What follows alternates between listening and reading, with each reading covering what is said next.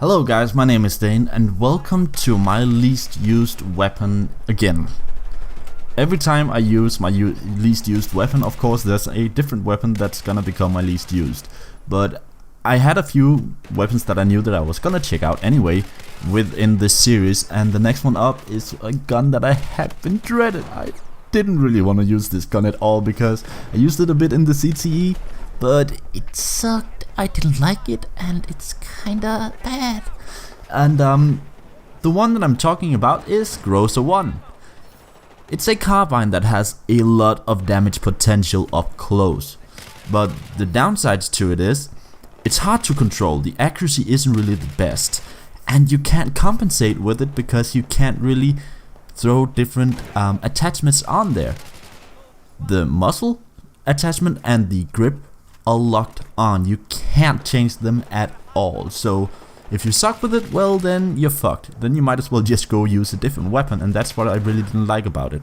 I like weapons where you're able to just change around some of the attachments just to make the weapon better at some stuff or not suck as much at other points. And with this weapon I wasn't able to do so. And the arena where I was able to do decently okay, I wouldn't say I was able to do great with this weapon, was in close range. I tried this out in different game modes, but TDM was the one with the most luck. But that does mean that I was extremely successful with this weapon. Again, this might just be up to the fact that I just suck with this weapon, but it also just might be the fact that this weapon sucks in general. Because in the arena where this weapon excels, or well, is the best, is also the arena of shotguns that one-shot you, or well, let's see, the FAMAS that kills you extremely fast, or the AEK which also kills you extremely fast.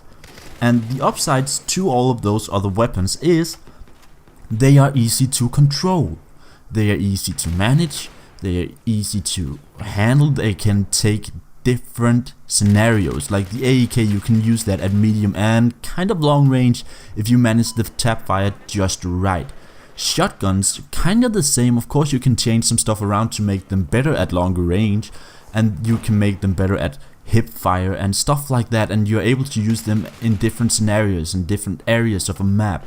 And the FAMAS, well, you can do the medium range too and close range, but the raw damage output of those three weapons just kind of outperforms the GROZA-1. Of course, the GROZA-1 is a carbine, but then again, I would say that the SG553, the ACWR, and the MTAR are all better than the GROZA-1 because they all kinda do well at multiple things than just what they're extremely good at.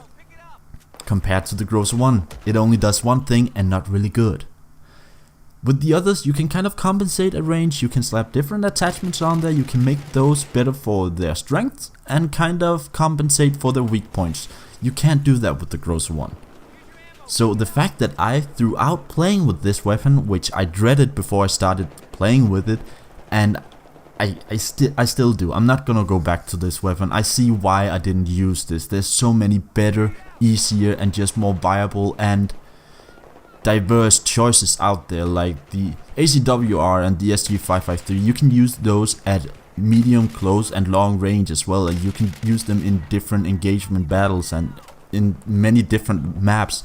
Whereas the GROZA-1, it's only close quarter and you gotta hug cover and you gotta flank like your life depended on it, and you gotta be sure that you could kill the enemy.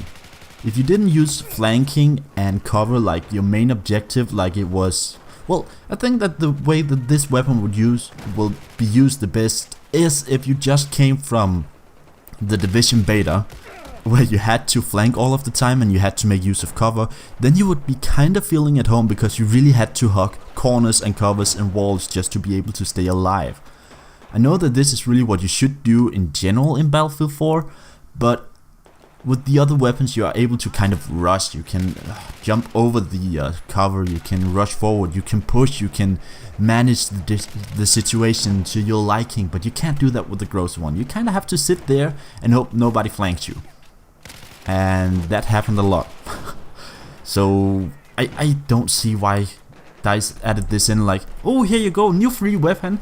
It's great with damage, but it sucks at accuracy, it sucks at controllability, the recoil is all over the place, and not only that, you can't change the fucking attachments. I mean, come on, DICE, why? Why? And not only that, it's fuck ugly. I know that that's got nothing to do with how a weapon handles, but to me, the looks of a weapon means a lot.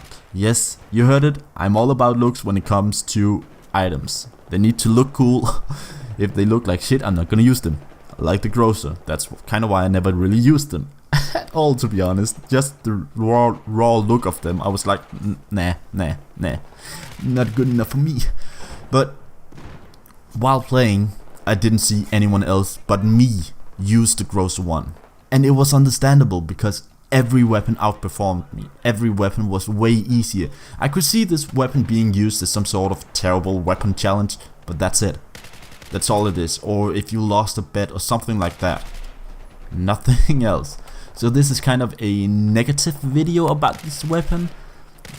I don't know how I should go about it in any other way, because I didn't really like this weapon. I don't see why DICE added it. There's just too many weapons already in Battlefield 4, and then they decided to add this. That brings nothing to the game, and you can't change any of it, so it's just let to rot in a dark dungeon in change. Oh wait, that's a dream I had. So anyway, thanks so much for watching, guys. I hope you guys enjoyed. Let me know what you guys think of this weapon and DICE's decision to add a weapon like this in that's extremely hard to control, and you can't really change the attachments at all. I mean, come on, you can change the attachments on the ASVAL, except for, of course, the suppressor, which is built in, but you can change the foregrip, which you really shouldn't be able to. But yeah, let me know what you guys think of this weapon, about DICE's decision. Do you guys like this weapon? As said in the beginning of this video, it might just be me being unable to use this weapon, but you'll never know. So anyways, that's it for this time. I hope you guys enjoyed, and I hope to see you guys in the next one. Bye.